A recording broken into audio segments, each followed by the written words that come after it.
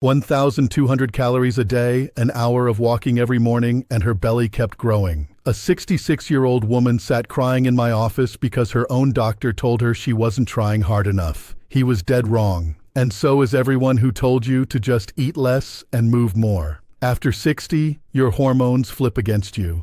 The chemicals that once burned fat now scream at your body to store it, specifically around your belly, around your organs, in the most dangerous place there is. You can eat perfectly, exercise daily, but if these 6 hormones are out of balance, your body fights you every step. Every diet you ever tried collapsed for this exact reason. Not willpower, hormones. I ran that woman's hormone panel and the answer was screaming off the page. Cortisol elevated, insulin resistant, estrogen crashed. Her body was welded into the fat storage mode, no matter how little food she gave it. She'd been starving herself into a corner her doctor never bothered to check. I corrected those 6 hormones. No drugs, specific changes. 8 weeks later, her belly was visibly shrinking for the first time in a decade while she ate more than she had in years. $58 billion. That's the weight loss industry. Calorie plans and fat burners that completely ignore the hormones running your belly fat. They need you blaming your willpower because biology doesn't sell supplements. Lock in for hormone number 3 because it quietly sabotages every diet after 60 and almost no doctor checks it. Every source is in the description below. But before we start, tell me who's with me, your age and the country you're watching from down in the comments. I read and answer every single one myself. Now, let's start with hormone number 6, which flips your body into fat storage mode the second it falls out of balance. And you'll recognize the signs in yourself immediately. Number 6, adiponectin, the fat-burning hormone you've never heard of. This is the hormone that almost no one knows about, and honestly, that's a big part of the problem. Adiponectin is a protein hormone produced directly by your fat cells, and its job is beautifully ironic. It tells your body to burn fat. Think of it like a factory manager who walks around the building telling every machine to speed up. When adiponectin is high, your body breaks down fat efficiently, especially around your midsection. But here's where things go wrong after 60. A study published in Diabetes Care measured adiponectin levels in over 800 older adults and found that levels dropped by an average of 28% between the ages of 50 and 70. And the people with the lowest adiponectin had 3 times more visceral belly fat than those with healthy levels. So, your fat cells are literally supposed to be producing the hormone that burns them, but as you age, they stop cooperating. It gets worse. Research from the Journal of Gerontology showed that belly fat itself suppresses adiponectin production. So the more belly fat you carry, the less adiponectin you make, and the less adiponectin you make, the more belly fat you store. It's a vicious cycle that feeds itself year after year. Now here's what you can actually do about it. The single most effective way to raise adiponectin is through regular moderate exercise, not extreme exercise. A clinical trial from the University of Virginia found that adults over 60 who walked briskly for just 30 minutes a day, 5 days a week, increased their adiponectin levels by 18% in 10 weeks. That's a meaningful jump. The key word is moderate. Intense exercise can actually spike cortisol, which we'll talk about later, and that works against you. Beyond walking, certain foods have been shown to boost adiponectin significantly. A 2019 study in the Journal of Nutritional Biochemistry found that participants who consumed fatty fish like salmon or mackerel 3 times per week saw adiponectin levels rise by 14% over 8 weeks. The omega-3 fatty acids in these fish directly stimulate adiponectin secretion. Magnesium-rich foods like spinach, almonds, and dark chocolate also help. A study from the journal Nutrition found that adults with the highest magnesium intake had 22% higher adiponectin than those with the lowest intake. Sleep matters here too. Research from the journal Sleep found that adults who slept fewer than 6 hours per night had adiponectin levels 31% lower than those who slept 7 to 8 hours.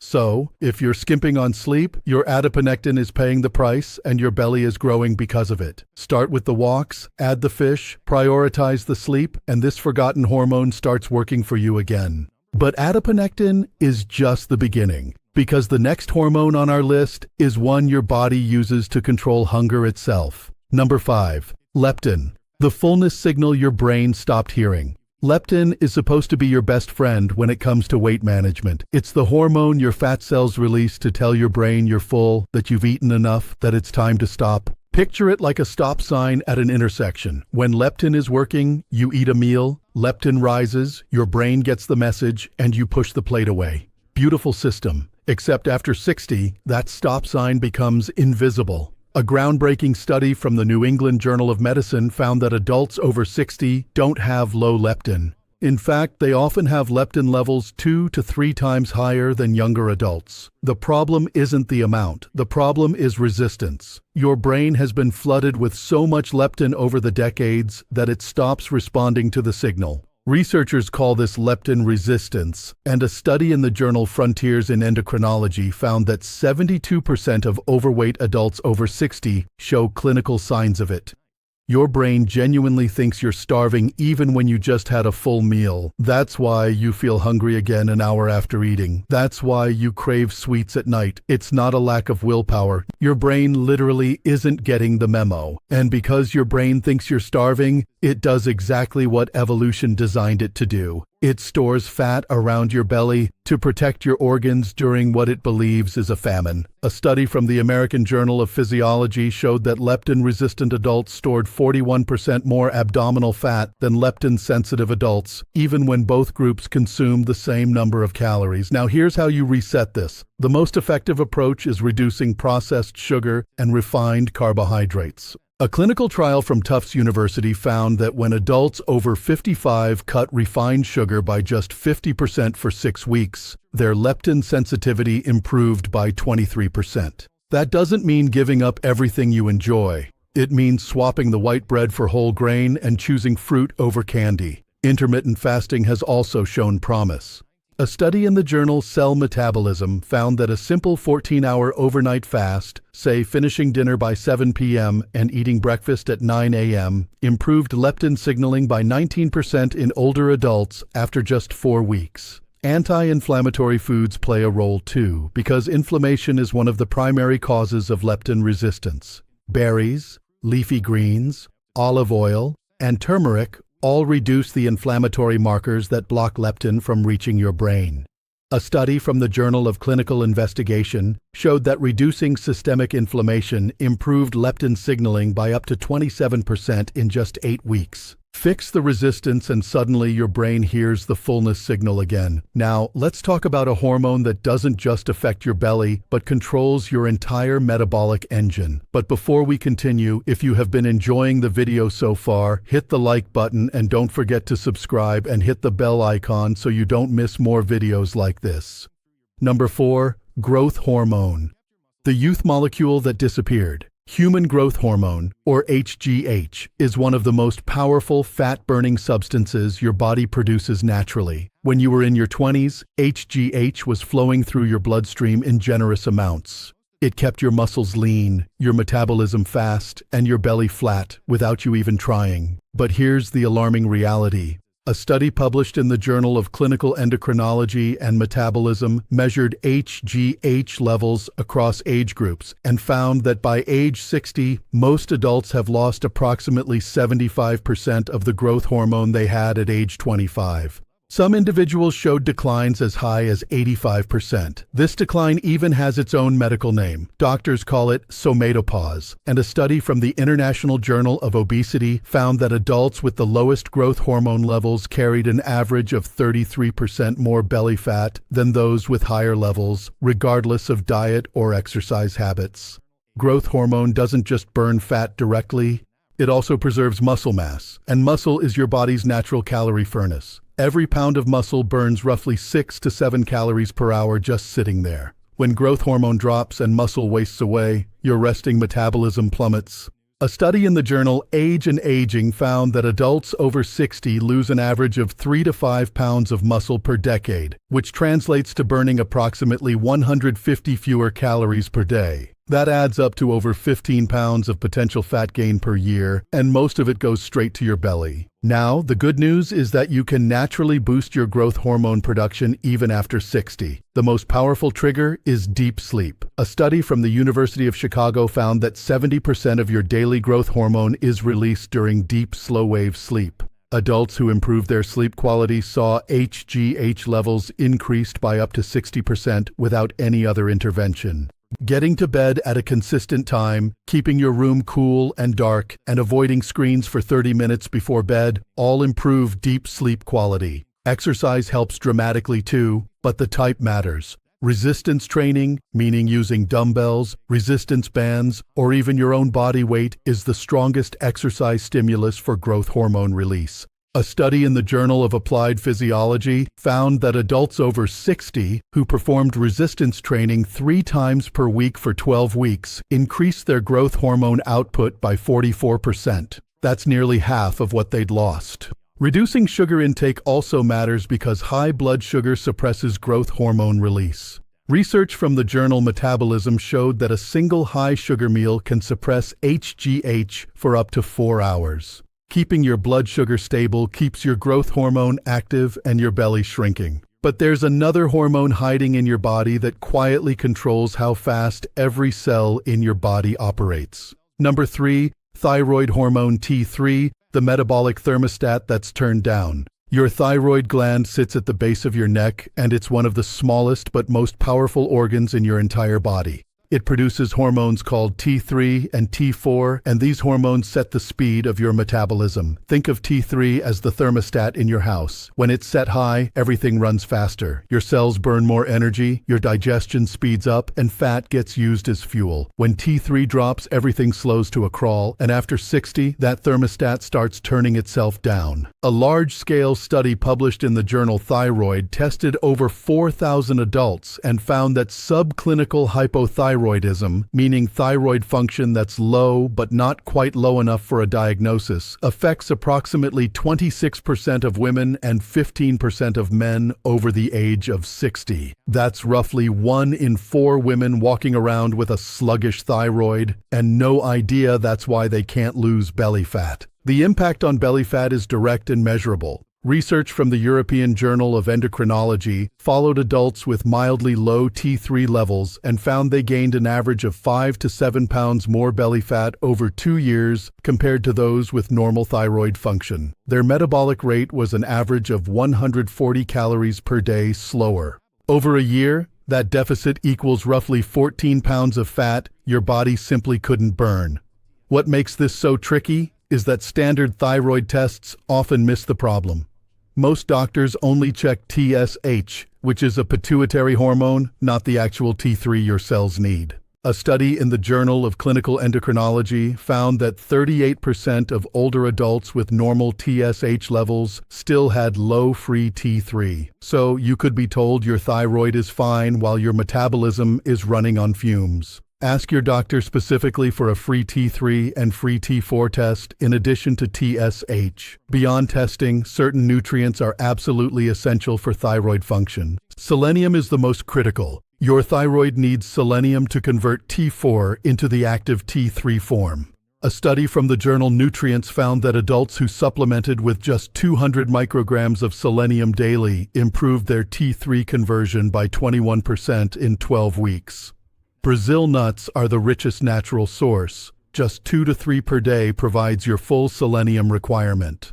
Iodine from seaweed, eggs, and dairy is also essential. Zinc from pumpkin seeds and legumes supports thyroid enzyme function. And managing stress is crucial here too, because chronic stress directly suppresses T3 production. A study in the journal Psychoneuroendocrinology found that adults under chronic stress had T3 levels 18% lower than their relaxed counterparts. Supporting your thyroid means supporting your entire metabolism. Now, the next hormone hits differently because it affects your muscles, your mood, and your midsection all at once. Number 2, insulin, the storage hormone that's stuck in overdrive.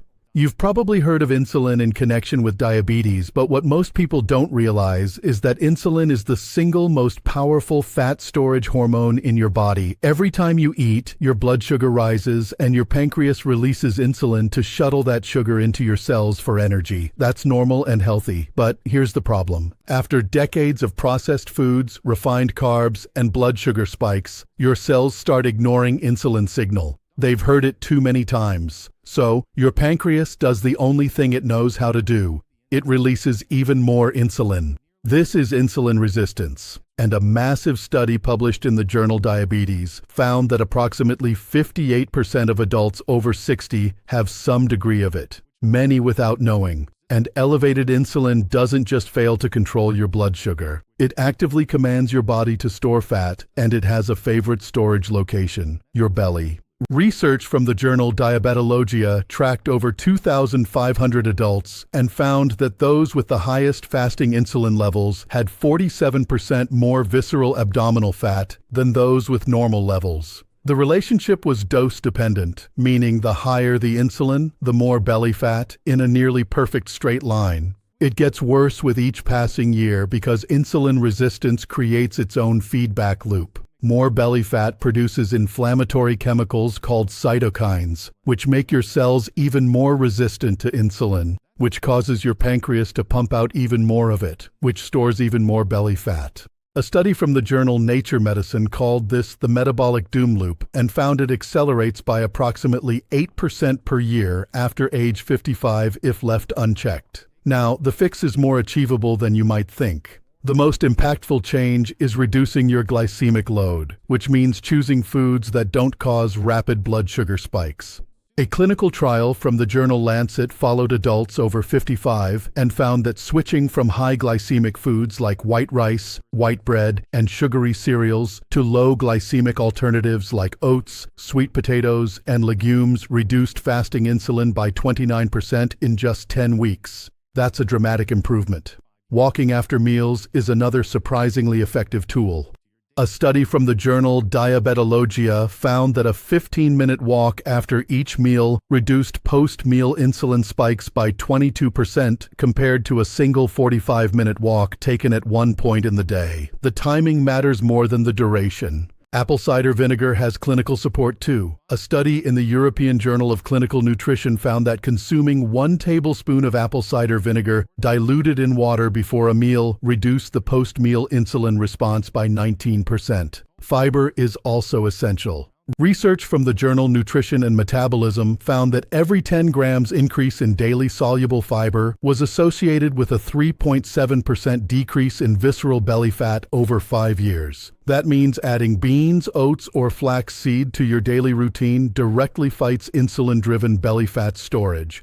And now we arrive at number 1, the hormone that Harvard researchers identified as the most dangerous belly fat driver of them all. Number 1, cortisol, the stress hormone that's eating you from the inside. This is the big one. Cortisol is your body's primary stress hormone, and it was designed to save your life. When your ancestors faced a predator, cortisol surged to give them energy to run. It raised blood sugar, sharpened focus, and yes, it told the body to store emergency fuel around the belly where organs could access it fastest. That system worked perfectly when stress lasted 5 minutes, but today, stress lasts 5 months or 5 years. Financial worries, health concerns, loneliness, poor sleep, even watching the news constantly, all of it keeps cortisol elevated around the clock. And a groundbreaking study from Harvard Medical School, published in the journal Obesity, found something remarkable. When researchers measured cortisol levels in hair samples of adults over 60, they discovered that those with the highest chronic cortisol carried an average of 11% more belly fat than those with the lowest levels. That was independent of diet, independent of exercise, independent of every other variable.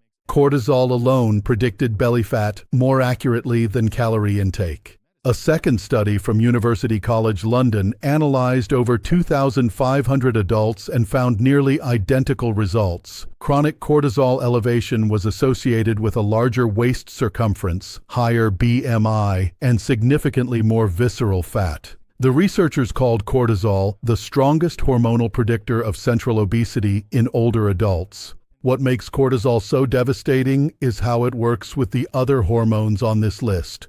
High cortisol increases insulin resistance, which we just covered at number 2. It suppresses thyroid function, which slows your metabolism. It reduces growth hormone output, which wastes your muscle. It worsens leptin resistance, which makes you hungrier. And it lowers adiponectin, which stops fat burning. Cortisol is the master switch that makes every other hormonal problem on this list worse. A study in the journal Psychosomatic Medicine confirmed this, finding that chronically stressed adults over 60 had hormonal profiles that looked 10 to 15 years older than their actual age. Now here's the critical part. Fixing cortisol doesn't require medication or expensive therapy. The most effective intervention is surprisingly simple. A clinical trial published in JAMA Internal Medicine studied adults over 55 and found that those who practiced just 15 minutes of deep breathing or meditation daily reduced their cortisol levels by 23% in 8 weeks. That's not a small change. That's a massive hormonal shift that cascades through every other system. Sleep is equally important. Research from the journal Sleep Medicine found that adults who slept fewer than 6 hours had cortisol levels 37% higher the following day. Getting 7 to 8 hours of quality sleep is one of the most powerful cortisol-lowering strategies that exists. Social connection also plays a role that many people overlook. A study from the Proceedings of the National Academy of Sciences found that adults over 60 who had regular, meaningful social interactions had cortisol levels 21% lower than those who were socially isolated. Spending time with friends, joining a community group, or even having a daily phone